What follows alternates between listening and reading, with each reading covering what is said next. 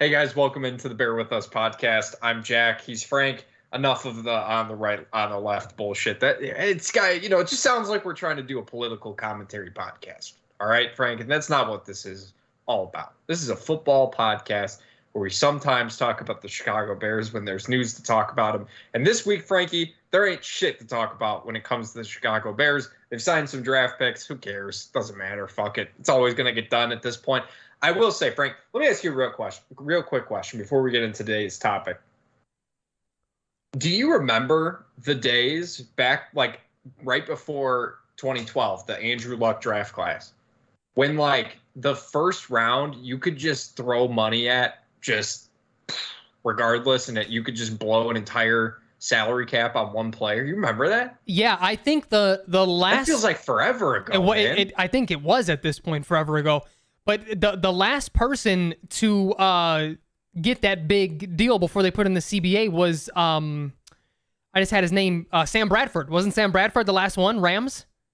I think it was Cam. I think it was Cam. Newton? Oh, maybe you're right. I think it was Cam's class. Maybe you're right. Yeah, no, but it was wild. Rookies were holding out and shit. Jamarcus Russell got $300 million guaranteed. Yeah. It was crazy. He didn't even watch the tape. He didn't even watch the tape. That whole story is so funny. Jack, what I thought you were going to start with, though, because I do want to pose a question to you, since, we're going to be talking about every NFC quarterback today. Who is taller, Ron DeSanctimonious or Bryce Young? Tiny Ron. So I was actually, not in that vein, but I was thinking about this in another vein. I do wonder if the Kyler jokes will still happen, because call me crazy, but I think Kyler is taller than Bryce Young. He looks taller than Bryce Young. I think he is. I think he's legit 5'10", but he's also like, he's just thicker. Like he has a more muscular build than Bryce is, like also slim. Like dude, those pictures from the rookie convention there, whatever they call that thing, where it's like the rookie symposium, I think it's what it's called. Roshan was there, which was the one Bears representative, which is kind of weird. It was kind of like all skills players. It wasn't any like I didn't see any linemen. Tackles. Yeah, it was very strange. But no, he was like standing next to a bunch of people. He was like standing next to running backs who looked taller than him. I'm like, dude, this guy. Whew. Yeah, listen, I'm 5'8", $160. I know someone else who is 5'8". I just know the look of it. And $160. He's my size. I will die on that hill. Okay. All right. Yeah, I wouldn't be surprised. He just looks very, very small. Maybe it's just standing. Not that 5'8" is like, it's not. I wouldn't say it's small, right? I mean, it's average human height. It's an average male height, but in the NFL, for professional it's short. Yeah. But speaking of Bryce Young, Frank, you make a great point. We are going to talk a little NFC quarterback. Finally getting to our rankings. What I think we're going to do, Frank, is I think next week we're going to do our AFC quarterback rankings, and then just for fun, we're going to have to kind of mash those lists together and just see how this NFC matches up against the AFC and sort of where they rank. Because I had some trouble with this one, even in the top 5. Like I still don't really feel all that good about where I've ranked certain people outside of the number 1 spot. But this, man, whew, the NFC is light at quarterback. It is light. There's question marks. There's big names, but there's question marks almost on every single one of these guys right now. It's just a fascinating place to be, and it really makes me wonder why so many big name quarterbacks went to the AFC. Like some of them chose to go to the AFC. It's pretty insane. But Frank, we're gonna break down this way. We're gonna go our bottom tier. So that'll be the number 12, 13, 14, 15, and 16, our bottom tier. Our middle tier of 6 through 11, and then we're going to do our top 5, and we'll kind of go, we'll go as we always do, 5, 4, 3, 2, 1. Well, I guess really it'll be 5, 4, 3, 1, 2, like they do it in the NBA. Speaking of which, I think we were talking about during our last episode, I think we talked about the NBA draft lottery because that popped up. The Spurs. Man, fuck the NBA for how they did that, by the way, because they announced the teams. They have the card, right? And at the number 11 spot, which is the Bulls pick, they had a picture of the Magic. And so everybody was like losing their mind. They're like, oh my God, the Bulls jumped into the top 4. Like, here we go. They're rigging it. But then you like look closer at the card and it says via Chicago at the bottom. It's like, I didn't dude, see that. Fuck that you. is hilarious. I did not see that. Yeah. Bulls That's fans funny. were losing their shit. But which made it even funnier. Yeah. I fucking hate Bulls Twitter. Like NBA Twitter is its own beast. It's like the bots and the trolls and you know what I mean? There's like so many fucking bots. It's bad. It's bad. But Bulls, honestly, like we've talked about this a lot as Chicago fans and how much like they love mediocrity and like wanting to be the blue collared 8 seed every year that can like beat LeBron. That's just what it was post Rose injuries. And even like when we were younger, once like that baby Bulls team hit the ceiling, it was like, but they can still fucking do it. Fucking Kirk's going to be great. Ben Gordon has another level he hadn't reached yet. Like it was always, they'd say something stupid. Luol Deng is the next Kobe Bryant. Yeah. Yeah. I mean, I'm glad social media didn't exist when Tyson Chandler and Eddie Curry were Bulls because holy fuck, it would have been unbearable. Yeah. Yeah. But it's like it's gross. Like they think like, you know, oh, Trae Young may be on the market because he's coming to the Bulls. When the fuck have the Bulls ever gotten a big name? Like, let's critique the front office for not being able to develop anyone and paying Zach LaVine the max contract he isn't worth, and also trading for Vucevic, who wasn't worth it. Like, you can critique this front office, but they just think like, oh no, they just put a Band-Aid on it. Like, we're just gonna get. I mean, how many years how many years did we think Carmelo Anthony was gonna? Not we, but like those fans thought Carmelo was gonna come. And even if he did, he's fucking overrated. What's he gonna do? Average 25, and we're gonna the 8 seed again? Like, what did he do? They act like him coming here was just gonna be a championship ring. Those Knicks were the 6th seed, man. Show some fucking respect to them. Yeah, they got the fucking doors knocked off them every fucking year. Or they could, you know, you could critique them for trading a guy who's about to go to his second NBA Finals with the Miami, like dragging the corpse of the Miami Heat. Yeah, you know what though? I do think that's a tough one because I don't think Jimmy is Jimmy unless he goes through what he had to go. That's a fair point. Because the one thing I feel like he's never actually told a story. And here we are on a fucking Bears podcast talking Bulls. We'll get to it. I should talk about it anyway this week. I think the thing is he was on a podcast. I'm sure you saw the clip of him saying like why he's so hard on people is because like when he was on the Bulls, like Joakim Noah was fucking, you know, very passionate. Luol Deng and who was the other one? The other one that he named, Derek was always more quiet. Yeah. But he named one more and I forgot who it was. Oh, Taj Gibson was another one who was very, outspoken and like really intense with each other in practice. But the thing was, if you remember, Jack, you couple that story with what we heard once Jimmy got paid, and or what he got paid when Derek was still there, correct? Yes. The like 144 million. And the thing was, there were reports that people didn't like his attitude within the locker room, where it's like these were the old dogs who saw this young guy trying to do that, and it just did not sit very well in that locker room. I'm sure things will come out more and more as Joakim Noah was doing his rounds. Shout out to Joe too. He sponsors a couple of our sites. We need some more money from you, Joe, if you listen. But the him going through that, I think also then him getting traded to the Timberwolves, trying to bring that same attitude there, and it did not work. And then him seeing what it felt like for a team to not want him. Because the Bulls traded him to just get a fresh face. You know, let's see what happens. See if we can reset the clock a little bit. Levine's younger.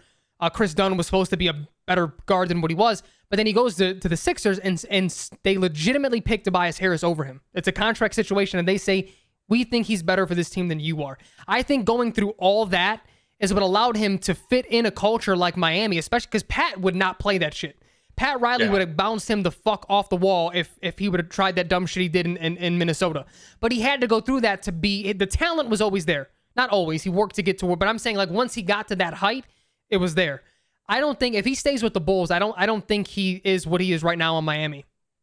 It's always that question, right? You know, you always get the guys who are cut from a certain team, and then they go to another team, and then they blossom, and they become, superstars. You think of the Cubs getting Jake Arrieta, like Arrieta's in Baltimore, he probably never becomes the Cy Young winner. Like that stuff doesn't. Yeah. So there's a lot of examples of that happening. And yeah, I guess I could completely see that. But enough about the fucking Bulls. Who cares about the Bulls? spent already too much time talking about them. Frank, let's get to our quarterbacks, our bottom tier. We're going to go 12 through 16. We're going to start at the top. Do you want to go first, or would you like me to go first? You can go first, and then I'll go first with the 11 through 6. Sounds good. My number 12, top of the bottom tier, is I'm going Baker Mayfield. Ooh. Tampa Bay Bucks starter. Mine is too. So I don't even have to say my 12. Yeah. There we go. People need to show some fucking respect to Baker. I mean, especially compared to some of these other bottom tier quarterbacks. I mean, at least listen, he's won some games. All right. That's about all I can say about my guy Baker at this point. Like, I'm curious to see how that Buccaneers offense works with him at a quarterback. I can't see Kyle Trask starting. No. He's going to start. Yeah. I mean, because the thing is, they may both wind up starting some games, but they don't have anyone behind them that's like, if the season just goes to shit, that like, okay, let's just trot him out. They don't have a Sam Howell, right? They don't have someone, okay, season's over, let's just toss him in, see what he does. He's going to have to. And with the NFC being as weak as it is, he may start, if he's healthy, all fucking 17 games if they're in the hunt. Yeah. I mean, the way that they like to play, it wouldn't surprise me, especially with some of those skill players. Number 13, Frank, who you got at 13? I got Jordan Love at 13. Ooh. All right. Well, full disclosure, that's who I forgot earlier today when I said 1 through 15. Yeah, okay. That's right. All right, you heard me, fucking Packers fans. Yeah, you have him in a different spot. I forgot your quarterback existed. Wow. No. He's no. I'll hang on. My 13 was I went Bryce Young, Carolina Panthers. Because listen, you kind of take a look at the guys who I currently have below him, and in my head, if I was starting a team, right, I would go with Bryce Young over those 3 guys that I have below him currently. Right. That's sort of how I did it. And granted, I could say the same thing about some of the guys above him. But he is still a rookie. He hasn't really proven anything yet in the NFL. Frank and I, we've always kind of kept rookies a little bit lower, just for the sake of, not wanting to put them super high. So I went Bryce Young at 13. Yeah, and just to touch on Jordan Love, I feel the same way that you said. Like, you sort of had him in there because you would, if you were starting a franchise, it would be over these guys. That's not necessarily why I had Baker over Love by 1 spot. That was just because he has a better track record, a proven track record.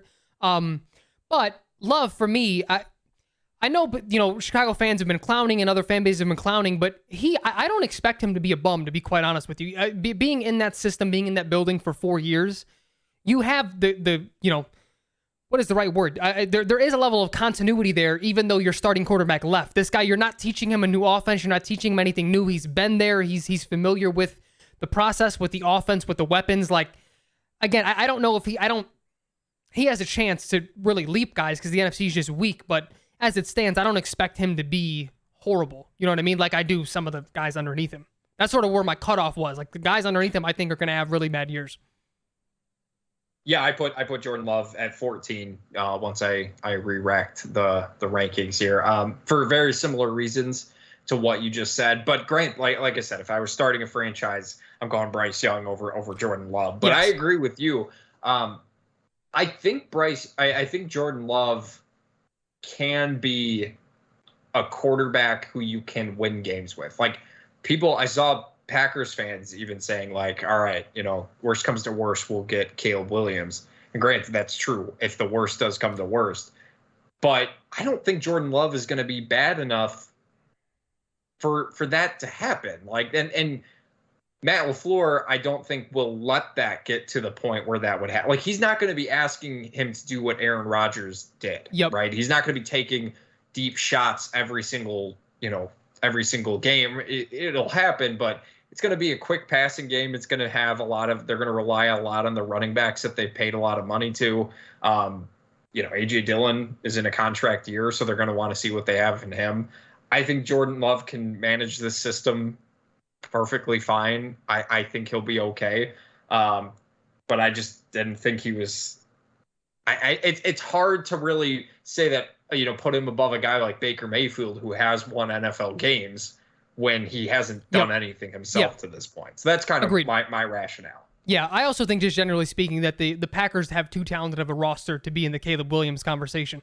That is not to say they're going to win 10, 11, 12 games, but they're not only going to win 2, 3, 4. I think their floor is probably 5 or 6, no? And that's what, like, Love shitting the bed. Their run game is going to be their run game. And their secondary continues to be solid. So I don't anticipate them being 14, Jack, for me, Desmond Ridder. I think Atlanta is in a really good spot because they're really going to know. I mean, this is a make or break year for him, unfortunately, in year 2. But they have too many weapons around him to fuck around. Like he can't be bad or even like below average. Or if he is, he has to make huge strides where you know he's the dude moving forward. But I mean, they have Jackie. You give them a good quarterback. That's probably a top 5 NFC offense, right? Yeah. Yeah, I had 15 as Desmond Ridder and 16, spoiler alert, Sam Howell for me. Desmond Ridder, I like him as a prospect, but they're kind of built to like win now almost. Yep, I know. To win like immediately. And I don't think he's quite there yet. I just don't think he has like the arm talent to be like the elite of the elite in the NFL. I do think he's better than what people give him credit for. I think he played at times somewhat well. You got to remember, I mean, last year towards the end of the year when he was starting games, I mean, Kyle Pitts was out. It was basically Drake London and a bunch of nobodies. So they're going to run the ball a ton. If he can be a Ryan Tannehill type quarterback, I think he'll be perfectly fine. But I at this point, I don't see how you rank him super high either. Yeah, I feel the same way. So 15, I'm curious who you have at 16, because 15 for me was Sam Howell. I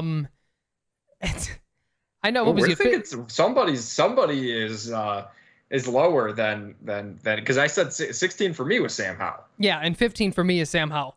I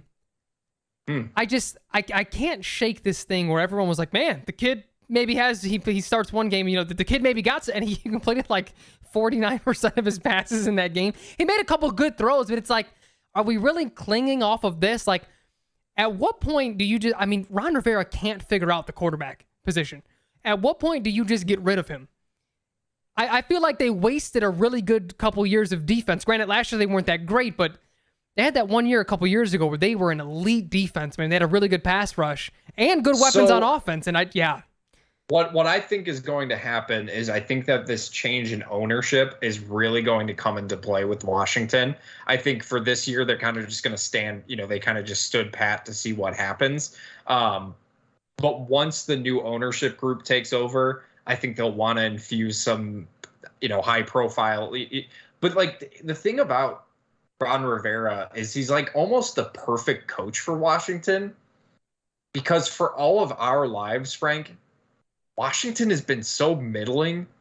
Like they've never really been the best of the best, but they've also never really been the worst of the worst. Yeah, they've always kind of just like existed with like Clinton Portis and Sean Taylor Champ Bailey. Champ Bailey and Santana Moss and just like Jason Campbell, Rex Grossman. Didn't Brandon Lloyd have a really good year with them? Or Brandon Lloyd had a good year with them. Absolutely, he did. Like Alfred Morris. Remember Alfred Morris? I bet you fucking didn't remember Alfred Morris. No, I do. I remember Alfred Morris. No, I remember Alfred Morris. He had a good year with the Cowboys too. No, it's like they made that one big move for RG3. It blew up in their faces, and then they just let Kirk Cousins go. Like it's pretty insane kind of how Washington has sort of just existed. So I'm curious to see what the new ownership group does, but I completely agree with you on Sam Howell. People are losing their fucking minds in regards to this guy. They're like, yeah, he's QB1, baby. It's like, he played fine.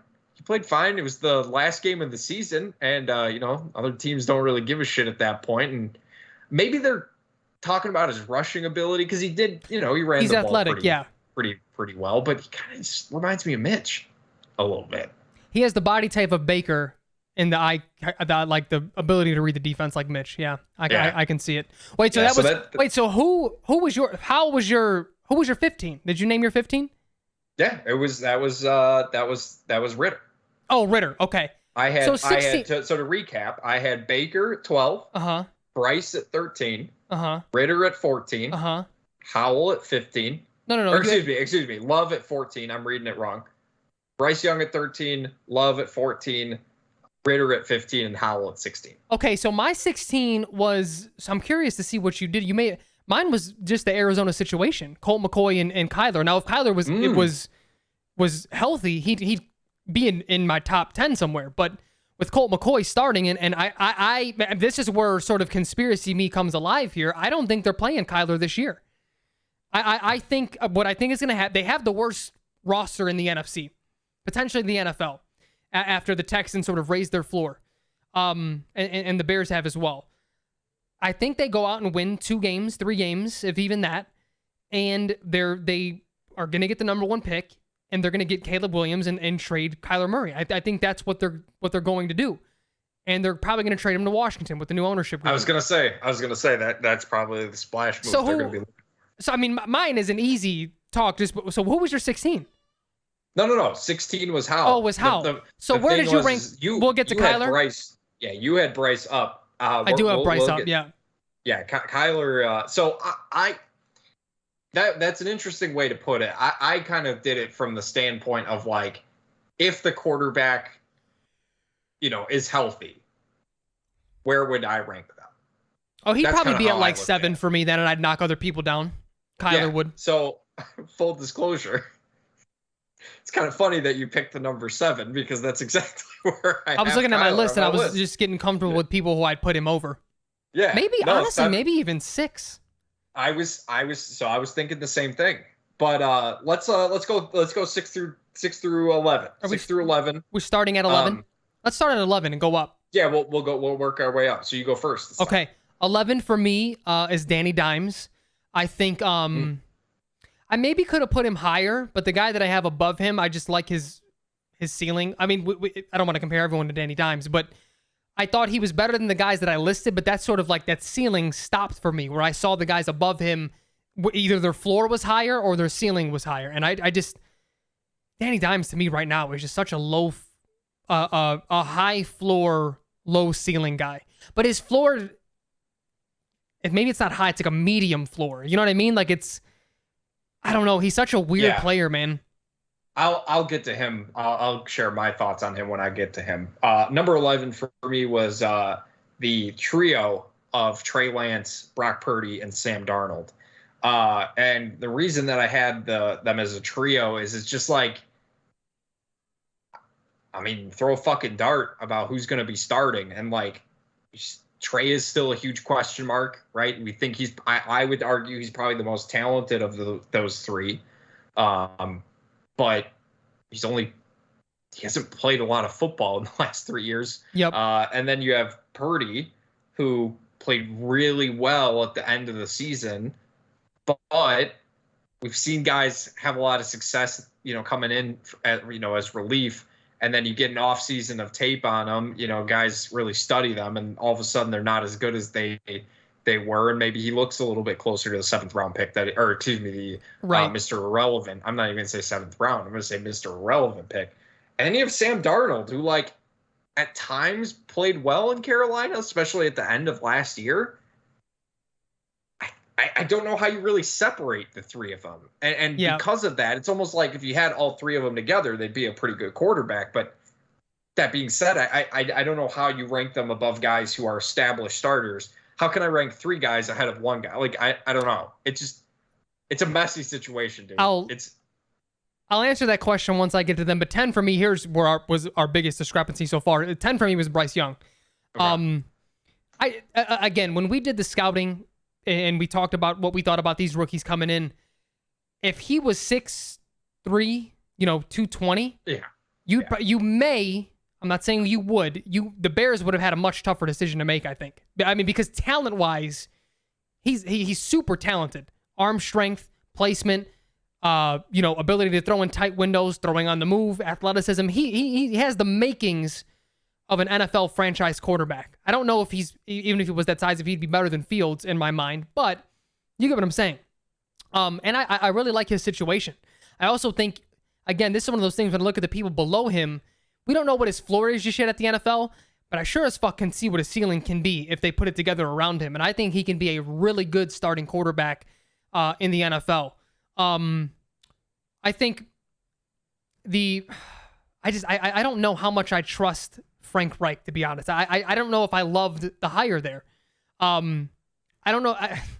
It's hard for me to shake, him attaching himself at the hip with Carson Wentz in Indy. And then, like, when it didn't work, it was just like, well, where do we go? You know what I mean? I don't know. It just, he was marketed as the dude that just like, well, he had success with them, and he could only, like, it was almost like a feather in his cap that, like, well, look, he left and Carson Wentz fucking sucks. And it's like, maybe Carson Wentz just sucks for different reasons. You know what I mean? Like, because he didn't perform any better in Indy when he was there.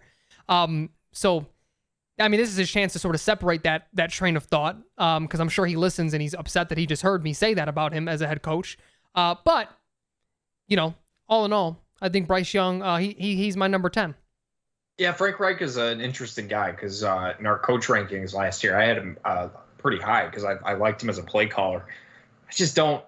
This feels like an ownership thing, like an ownership GM thing, stepping in maybe where they shouldn't. And not to say that the GM should have a say. Obviously, he should, but from like a coaching scheme, I just feel like C.J. Stroud is just better equipped to run the offense that Frank Reich wants to run. His offense is a lot more about accuracy as opposed to what Bryce Young does, which is create. He creates plays. He's like a smaller Patrick Mahomes. Like that's kind of what he's been billed as. But I like some of the weapons that Bryce Young has to work with. I really like Jonathan Mingo. I think he might be a really, really solid piece. DJ Chark, not for nothing, is also pretty good. I would have been okay if the Bears had taken a flyer on him. But anyways, number 10 for me was Geno Smith. And again, I didn't know really how to place Geno because, like, he had an incredible year last year. Like you, me, everybody in the world was putting the Seahawks really going to go with Geno Smith or is Drew Lock, like, clowning on him. Yep. Number 1 pick time. They're getting Bryce Young. They're getting CJ Stroud. They're in the hunt. And then Geno comes out and wins comeback player of the year and just has an absolutely incredible season. Can he replicate it? We'll see. I just 1 year, I don't know. I couldn't let 1 year get me too high on him. That's just my personal opinion. That's fair. No, that's fair. And I'll get to him here in a second. But 9 for me was the 49ers. I think you said all you can say about the three different guys. I can't add anything more there. But to answer your question is how can you put them above some of the other guys? It's simple for me, man. Kyle Shanahan. I mean, again, we've seen him make guys who are worse talents than what they have now look like starting quarterbacks. Yeah. CJ Beathard. I mean, there's some crazy names that went through the Niners with all their injury history. Not for nothing. I think you're going to see how good he is when we see how average Jimmy G is over in with the Raiders. I think he raised his floor. I'm using too many pronouns here. I think Kyle Shanahan raised Jimmy G's floor as well. His ceiling never got raised because I just don't think he has the arm talent for it. But I mean, it's the things that they do pre-snap and what he does to simplify the game for his quarterbacks and what he does to get the ball in the hands of Deebo Samuel and Christian McCaffrey now. I mean, it's absurd what they do offensively. So I think for me, with that type of play calling, you don't need your quarterback to go out and do anything special. It's why they've made NFC championships and Super Bowls with the talent that they've had already at quarterback. They like, imagine getting him someone like Bryce Young with all that talent. You know what I mean? Like, or even like Justin Fields. Like, you get him with get your hands, or you let Kyle Shanahan get his hands on someone with crazy talent like that. Which is why, like, I do hope Trey can stay healthy because I do want to see what he can actually do. Like, I know people have questions, me included, of like, can you process things? Can you read defenses? But Kyle Shanahan's going to put him in a position where he didn't have to do that consistently, at least in the first couple years, as you're just playing to people's strengths. You know what I mean? So, but I have the Niners trio at number 9. If Justin Fields had gone number 3 back in the day in the 2021 draft, I think this probably would be this would probably be called the Mine With Us podcast. It would be a 49ers fan podcast because God, that team would be so much fun with Justin Fields at quarterback. It with would be those absurd. weapons. God, it'd be so fun. And the Bears would probably be stuck with what? Mac Jones? Probably. Yuck. God, yeah, that'd be rough. So thank God we live in the good universe, where Justin Fields is a Chicago Bears quarterback. Get to him in a second here. Number 9 for me was Daniel Jones, and I man, I kind of got stuck here a little bit with Dimes because he gets paid, but then the Giants don't invest in him as the quarterback. Like, his running back still hasn't signed the franchise tag, and he has about 7 slot wide receivers. Yep. Like, I just don't understand the plan with Daniel Jones. That being said, I really liked the way he played last year. If it wasn't for Geno Smith, he might have actually ended up being the comeback player of the year. Like, he played turnover-free football for Daniel Jones was a huge accomplishment. And the rushing ability that he has, like Brian Dable with Daniel Jones. I mean, you talk about Kyle Shanahan raising the floor of the 49ers quarterbacks. I mean, that's what Dable did for Daniel Jones last year. And I'm excited to see what he does in year 2 of this offense. I would have loved for them to get him some legitimate weapons, but I mean, god damn, how many slot wide receivers can you fucking have? I know. That's going to be a weird offense. Who is their starting wide receiver? Who's their best wide receiver? Wan'Dale Robinson? Isaiah Hodgins? Paris Campbell? Huh? We're getting back on I really do like Wan'Dale Robinson, though. But, I mean, again, you're right. I mean, it's all the same prototype of receiver to be outside of Isaiah Hodgins. Everyone else is a small slot guy. It's just weird to me, that you want to develop him as a thrower, right? Because the rushing ability is there. Yep. And it's kind of like the inverse of Justin Fields. They believe in him, they paid him, right? But they didn't surround him. They didn't surround him with a cast of weapons he can use to really develop. They didn't get him a Stephon Diggs that Brian Dable had to help Josh Allen develop, right? Yep. They didn't do that. They got Paris Campbell and a bunch of nobodies. Yeah, I don't know. I'm really curious to see what the offense looks like. Yeah, it's strange. But I like Daniel Jones. I think 9 is a good spot for him. I don't, because I had him at 11. 8 for me is Geno Smith. I think you said all that there is to say, but I sort of feel bad for him. But the Seahawks sort of have this thing with me mentally, because even in fantasy a couple years ago, wasn't ever really in love with Russ. Maybe I had him in the top 5, but it was just I don't know, just nothing super jumps off the page with you, right? And then even some of the other weapons, like Tyler Lockett, put up solid fantasy numbers, but I wouldn't fucking trade for him. If I drafted him somewhere, sure, he'd be my flex guy. And I feel like that's where Geno is right now too. It's he just broke their single season record for yardage as a Seahawks quarterback. Had the best year of his career. Completely reinvigorated that whole franchise after, the whole Russell Wilson debacle and sort of how that ended. But it's just a quick spoiler, I have Jared Goff 1 spot ahead of him, and I don't think Jared Goff has ever had that type of year yet. You know what I mean? But it's hard for me to break that thing with Geno, where it's we saw what he was in New York. We saw both New Yorks. So he was the backup with the Giants, and I'm thinking what if he goes for 4,200 yards again? Does that even make me feel different? He has a super high floor. I guess I just want him to crack a ceiling a little bit. You know what I mean? Give me a little bit more than that. But not for nothing. I mean, with the style of football that Pete Carroll likes to play, having a middle of the pack quarterback isn't the worst of things. That's what he wanted. That's what Russ was, and they sort of built around him. And after the defense went away, they still ran the ball a ton. You know what I mean? There was a lot of play action stuff, and Geno was just sort of doing the same things that Russ was doing before he got hurt there. So, yeah, I don't know. But I mean, I don't think it's a bad spot for him. I like him as a quarterback. Well, I mean, I got him as my dynasty QB too in one of my startup leagues, because I think he's a safe. Fantasy wise, he's a safe pick, safe player, and the Seahawks clearly believe in him because they didn't draft a quarterback. They went out and did exactly what the Giants should have done and gotten Jackson Smith and Jeba. They went and they've added to that wide receiver room. They didn't just say, it's Geno. They got him another running back to use too, who's probably a little bit better in the receiving game than than Ken Walker is. Like they're investing in Geno Smith as their quarterback. Like that should tell you a lot. Number 8 for me, Frankie, Derek Carr with the Saints.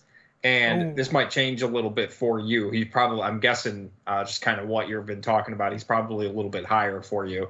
But I like him at number 8. I just don't know how much higher I can go than some of these other guys, just because, again, of what he's done in his career and where he's going. Like the Saints, it's an interesting fit for him. But that team is kind of in a weird spot. Like Alvin Kamara might be on the back end of his career. They signed Jamal Williams to talk about Pokemon and don't you fucking disrespect Jamal Williams now. Not even a little bit. I'm just saying that's what he's there to do. All right, watch it, and buddy. Then they have Chris Olave, who I think people have sort of lost their minds a little bit on. Chris Olave, he's a very good player.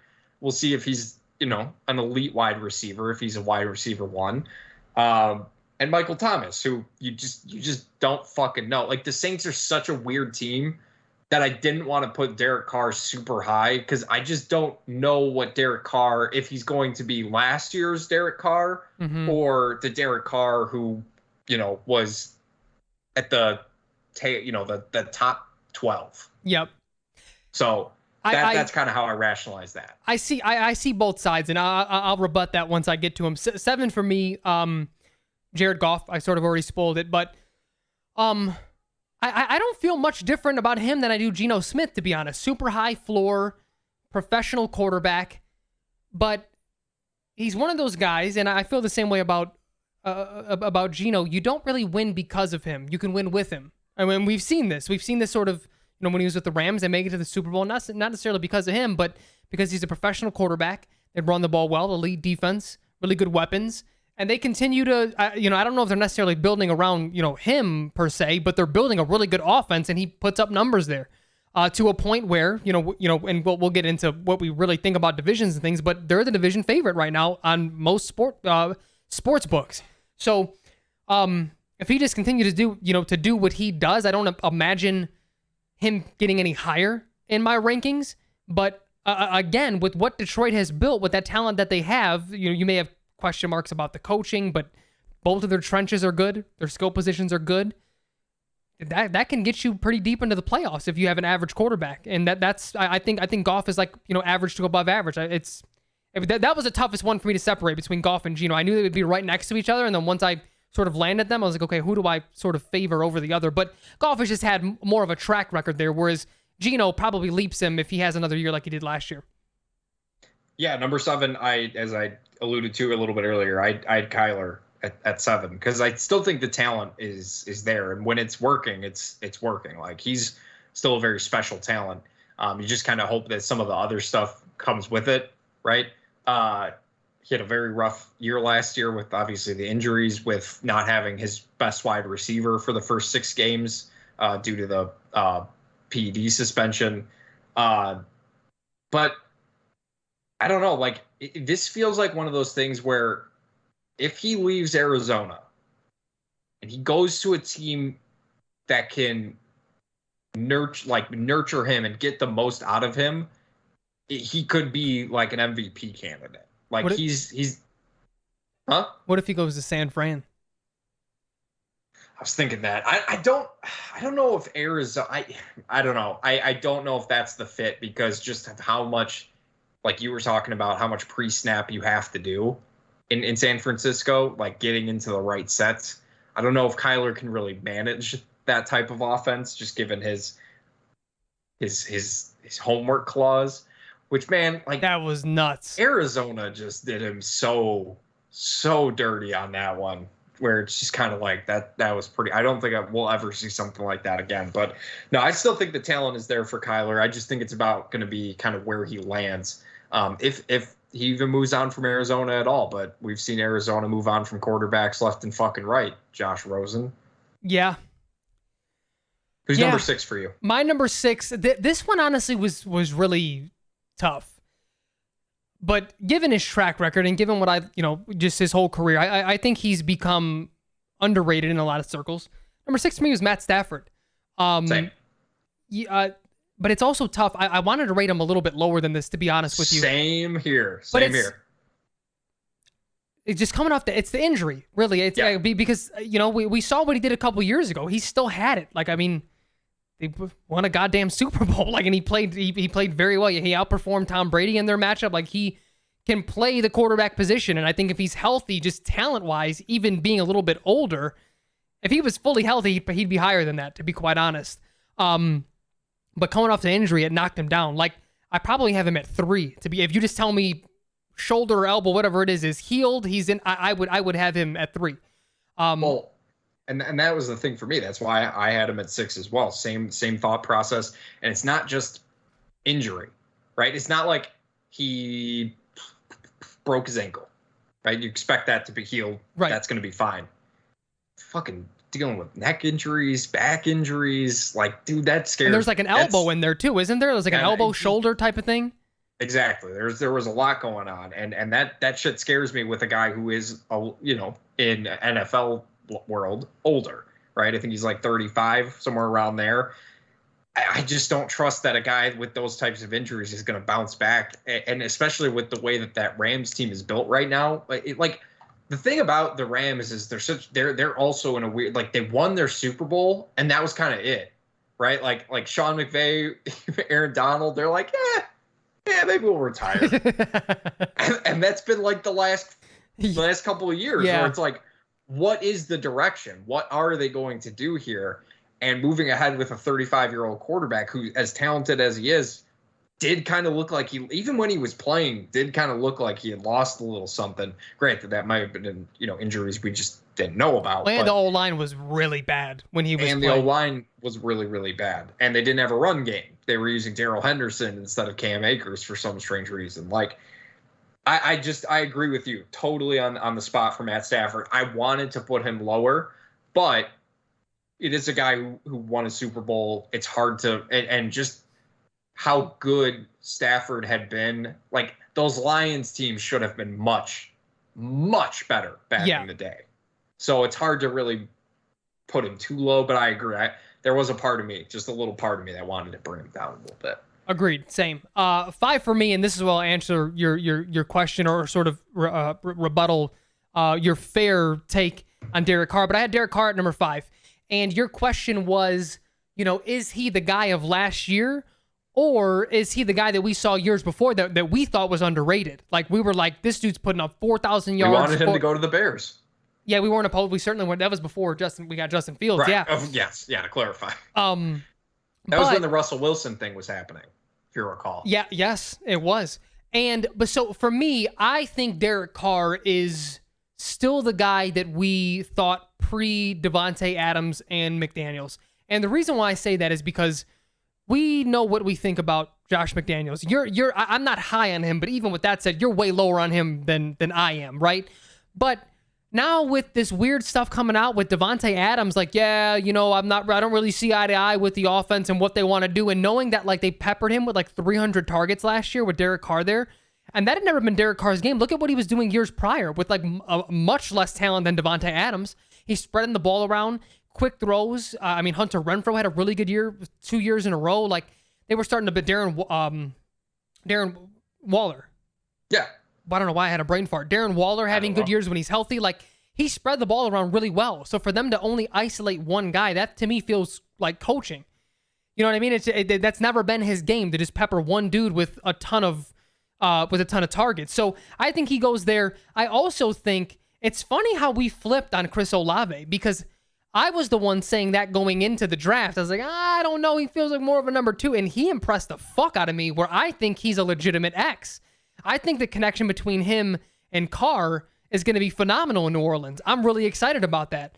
I also, I don't know. I just, with the, again, I think we're going to have to put these lists together, because Carr certainly probably wouldn't be in my top 10 if we're putting both, like, you know what I mean? But like in the NFC, I trust him and his track record over everyone but maybe Stafford, because of the injury with Stafford. That's I have beneath him right now. Like, you put him in, we're talking about the Niners. Imagine if Derek Carr is with the Niners.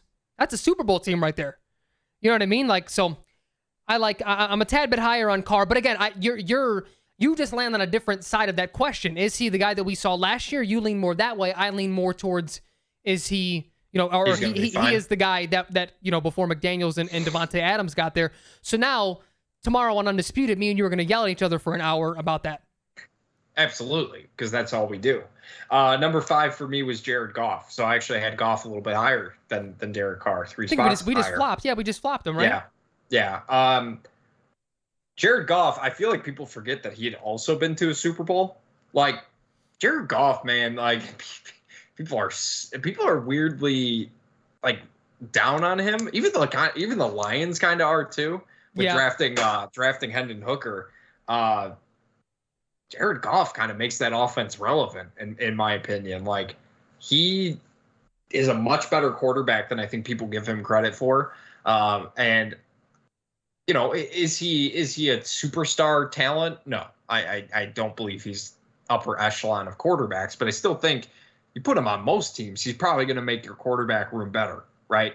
Especially on these bottom teams. Like, and that's kind of how I was looking at it. Would I rather have Jared Goff than some of these guys? And honestly, I thought Jared Goff played really well last year. I was really excited to see what he did with a fully healthy Jameson Williams. But obviously that's not going to happen for 6 games as well. So, but no, I like Jared Goff. I think he makes the Lions relevant, if I'm being completely honest. Like, they're one of those teams that doesn't really have like true superstar power.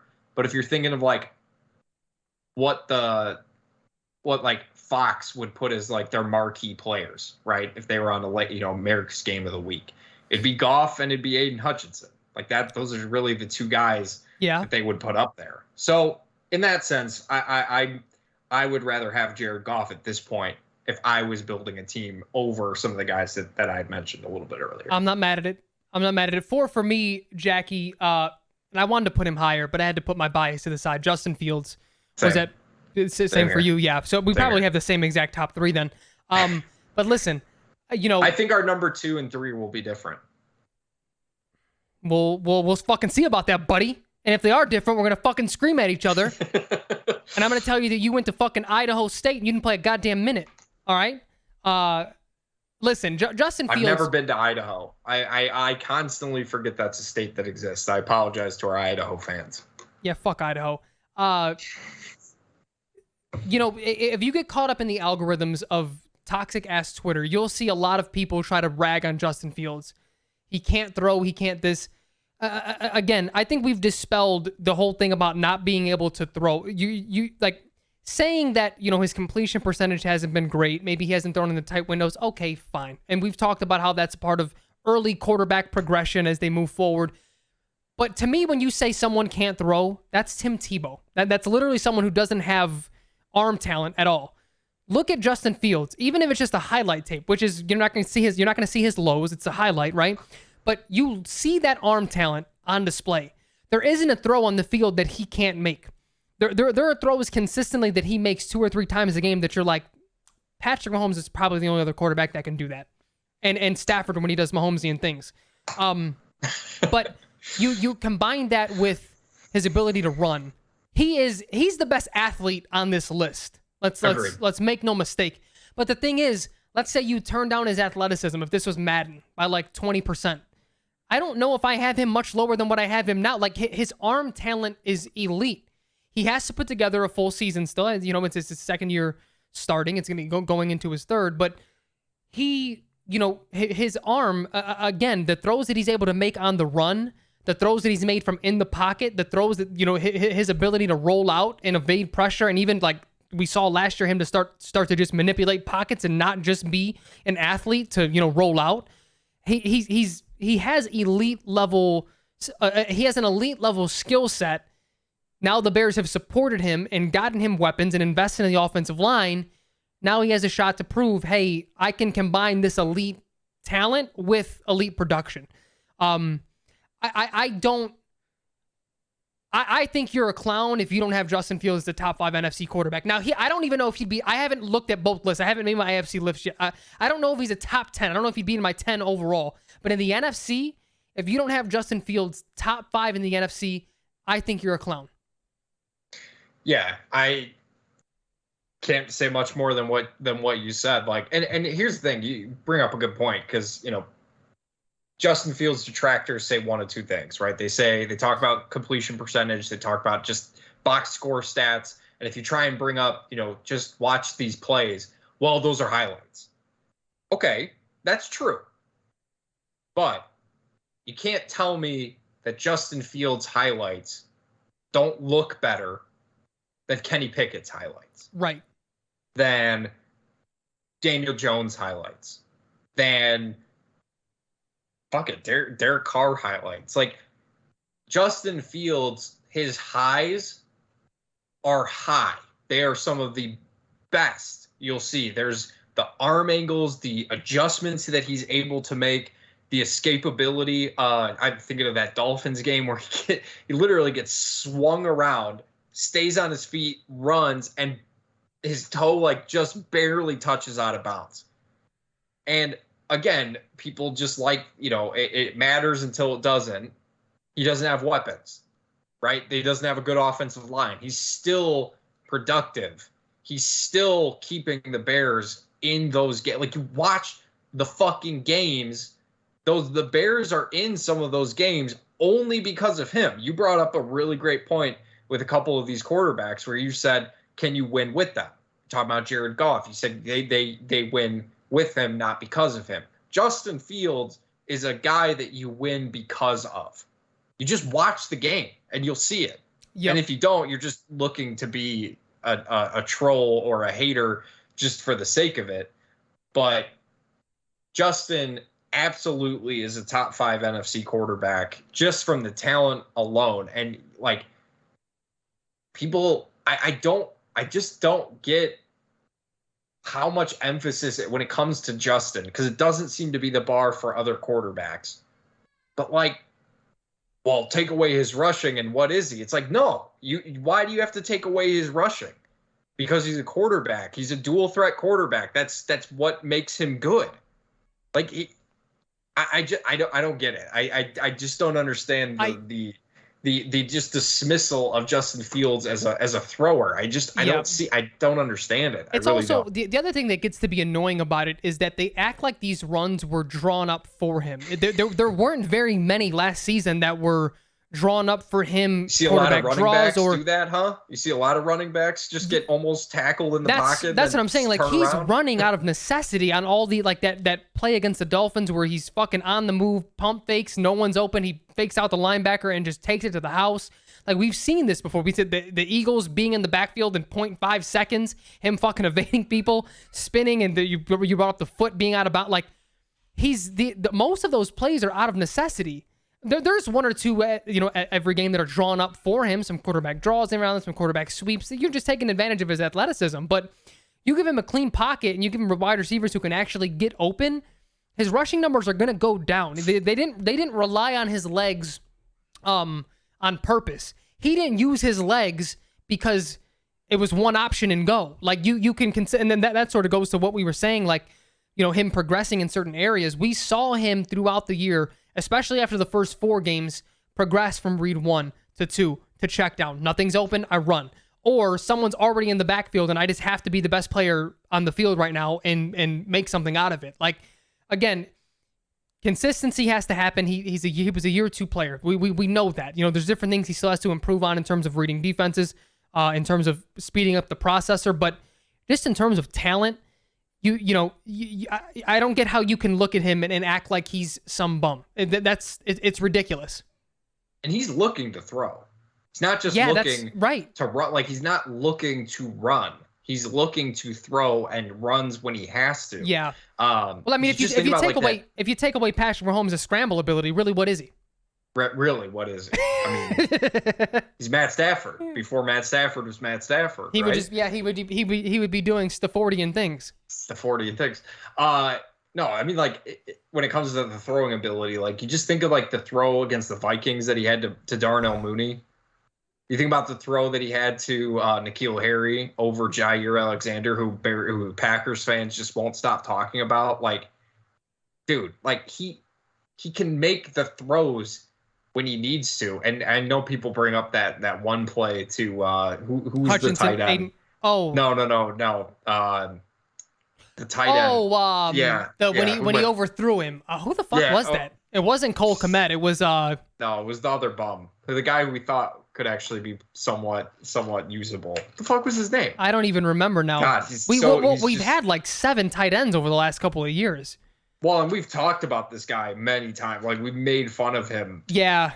An infinite amount of times. I know, and I'm blanking on his name now. But yeah, he overthrew him. But he didn't, though, because the guy said, like, the Bears players literally talked about how he should have kept going. Granted, quarterbacks make mistakes. Right. Justin Fields is going to make mistakes. He's a young quarterback. It is what it is. But I agree with you. I think we've seen, like, again, I think at some point it will happen where we don't compare everything to everything.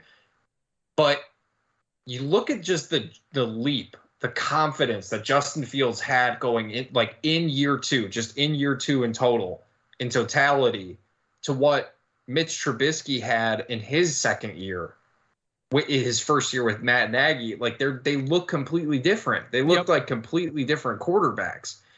I just think Justin Fields is too talented to not figure it out, and I like what the Bears have obviously done this year to really give him the weapons that he needs to continue to improve. So yeah, I wanted to put him higher. I wanted to put him at 1 or 2, but come on, like, we gotta be a little realistic about it. It was tough for me. And then, I mean, honestly, I don't have nearly as much to say about the next guys. I just think they're established at this point. 3 for me was Kirk Cousins. The production is, I know you make fun of him, you know, everyone does he's become sort of a meme with the Sunday Night Football, the primetime games, but at the end of the day, he produces, man. He puts up numbers, and, you know, maybe he's not a guy, I think he's like the highest of the high that you can get because that you win with and not because of, but goddamn, I mean, he's a good quarterback, man. And I think, I don't even, I hate that I keep doing this, but I think he would be in my top 10 overall, even with both in AFC and NFC. Just because, I mean, he wakes up out of the bed and he throws 4,000 yards. I mean, like, he's a 4,000 yard machine. And not for nothing, it's not like he's had the greatest defenses throughout his career. So, yeah, nothing more to say. I mean, he's been productive for 8 years now. I mean, he's a staple wherever he's been. As I assumed, as I predicted, our 2 and 3 will be a little bit different. I went Dak here at number 3. Just gotta elevate the white man, huh? Yeah. Every fucking chance you get. Chance you get. If Kurt Kenny has a job next year, where's Malik Willis, huh? Number 3 behind Will Levis. The fuck are we doing? They're doing him wrong. They're doing him fucking wrong. They might be, but I'm not doing Dak wrong. Dak is he's just injury prone. Like, I don't know. I like Dak. I liked him when he was at Mississippi State. I was kind of hoping the Bears would. Didn't you mock him in like the 2nd round or 3rd round to the Bears? Yeah, I did, because I really like Dak. I thought he could be a really good player. And you know, not to toot my own horn, but Dak has been better than what I expected him to be. I thought he'd be closer to like the Derek Carr range, but I think Dak has been better than that. I think he's a guy you win. You got a guy you win with, and I mean, he's had some really great weapons, but it just always seems like something goes wrong with Dak, and he hasn't always played the best in the playoffs. You just think that just the end of that playoff game. I mean, it's just like I can't get over. I can't get over how, and compare that to Kirk Cousins, who I have at 2, to how he played in the. They shouldn't have lost that. Like, he's not the reason they lost. Yep. And people were saying like, oh no, like if the Vikings, I picked the Vikings to beat the Giants. I think you picked the Giants. I picked the win. Giants. Yeah. But Kirk Cousins, he didn't do anything to lose that game. Like, he played pretty well. And so that's in a playoff game. If they can get back to the playoffs, if they can win the NFC North and get in the playoffs, they might make a run at this thing, because the NFC, as we've been obviously hinting at, is not exactly good this year. So that's why I went with Kirk over Dak. I think it's sort of splitting hairs. I would be fine going I agree. one or the other, but I think Dak has honestly had more to work with than Kirk has, and like you said, Kirk has just kind of produced wherever he's been. So I don't know. You think? Well, when he was with Washington, Dak had more. I don't know if you get more to work with than what Kirk has in Minnesota at this point. I mean, they are. I'm excited to see what C.J. Hawkinson does. They got Hawk now. They got Addison. They got the best wide receiver in football, JJ. I mean, it's going to be hard not to root for the Vikings. Yeah, and then Delvin Cook. I mean, they've had. But anyway, I mean, again, I think you're right. It was splitting hairs. Dak, to me, the ankle. There's sometimes where it still doesn't feel like he trusts his ankle. Yeah. But he still produces. I still really like what he does. He would be number one, to be quite honest with you, if he can just, it's like the timely mistakes that he makes that, granted, Hurts, it's no spoiler, I think everyone knows Hurts is number one for us. Last year was his come to the stage. That was his moment. But you think about even the big mistake he made in the Super Bowl. He comes right back and scores. But it seems like Dak and even Kirk, when a mistake happens, it starts to be piled on. They don't recover. They sort of get punched in the face, and it's like, okay, well, you punched a little too hard for me. We saw, maybe Jalen punched himself in the face because the ball hit off his own knee, but when he fumbled in the Super Bowl, but it's like he came right back and scored the very next drive. It didn't deter him, and you just I don't know, dude. There's something about, and I know this has nothing to do with what happens on the football field, but you listen to him talk. And the confidence, the calmness that he has, but also at the same time the confidence in his ability and his team. That's a guy. I think he probably still has another level to get to, which is kind of crazy to say as the number one quarterback in the NFC. But goddamn, dude, you'd even listening to the press conference after they lose the Super Bowl, and it's his calmness, but also his ability to articulate how disappointed he was that they lost. He just had the way he talks, the way he plays. He just has a certain dog in him that I don't know if anyone else in the NFC has. More to be seen with Justin. He hasn't played important games yet, so we'll see. What that looks like. If and when he's there. In the hunt. But that to me is also what separates Hurts, because arm wise, there's a couple of guys. If you're just talking about arm talent, I would take over him. Justin being one of them. But you put that sort of total package together with Hurts mentally, what he can do with his legs, what he can do with his arm. That, to me, is what has him at number one. And then even, I know I didn't touch as much on Dak, but again, it's that mental thing with Dak and Kirk, where it's like they get punched and it's time to back off. Yeah, that's kind of it. Yeah. And we've seen Jalen Hurts at the biggest moment, take that punch and just roll with it and keep going. Yeah, for Jalen, for me, what I think is most impressive about Jalen Hurts is he started for a team that was as talented as it was, and he elevated that team, that already good team, to being one of the two best teams in the NFL. Took him to a Super Bowl. That's impressive, man. They had A.J. Brown and they had Devonta Smith and they have Dallas Goedert and they have a lot of weapons for him to work with. But man, that Eagles thing was really fun, and Jalen Hurts was a huge reason why. He was playing at an MVP level. It was really, really impressive. And yeah, I don't really know how you go anyone else at the number one spot at this point. I think the closest, like you said, to maybe if our rankings change at the end of the season, to me, there's only one quarterback on this list who I could see myself putting over at the number one spot, and that's Justin. I don't see Kirk or Dak doing anything just outside ceiling of wise. Ceiling wise, outside of throwing 5,000 yards and 50 touchdowns and winning MVP in the Super Bowl.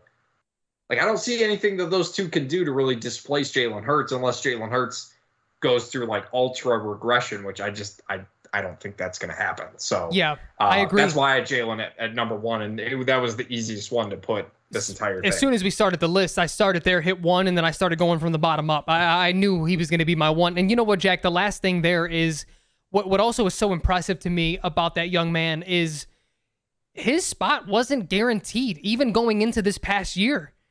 I know they passed up on some quarterbacks, but that to me felt like even when they passed up on Justin, it was like, we're getting the fourth guy on the board. Like, we're just going to stick with what we have and not take a chance with resetting development. And every single year, starting with his rookie year, was, well, they're going to draft someone new. He was a second round. He wasn't even first round. He's a second round pick, but they'll get someone next year.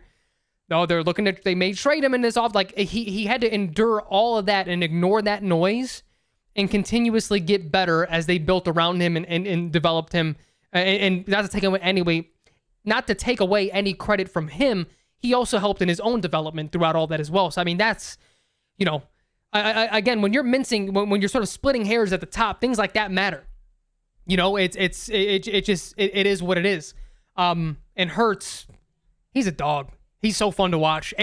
But to your point, I think you're right with Justin, because when we saw them face off, they damn near look like mirrors of each other. At this point, Jalen is a more developed passer, but you just saw the way they ran. And obviously Fields is a better runner than he is, but even the way they throw, the way they played, the way they scrambled, it was like, these are like the same. This is the same quarterback damn near. Just one with a few more years under his belt and better weapons and obviously a better offensive line. But yeah, so I agree with you. I think if we're in the business of making predictions, I think that's going to be the debate going into 2024. Is it between Justin Fields or Jalen Hurts at number one? Yeah, I really hope we get there, to be honest with you, because I would love the Bears to have the number one quarterback. I mean, not for nothing, I also was hoping that the Bears would get Jalen Hurts in the second round, and that didn't obviously happen. And they went with Mike Glennon and Mitch Trubisky. And who did they draft in the second round that year? Was that the Ego Ferguson draft? Now and Will Sutton, wasn't it Will Sutton and Ego Ferguson? No, that come on. Was that before that?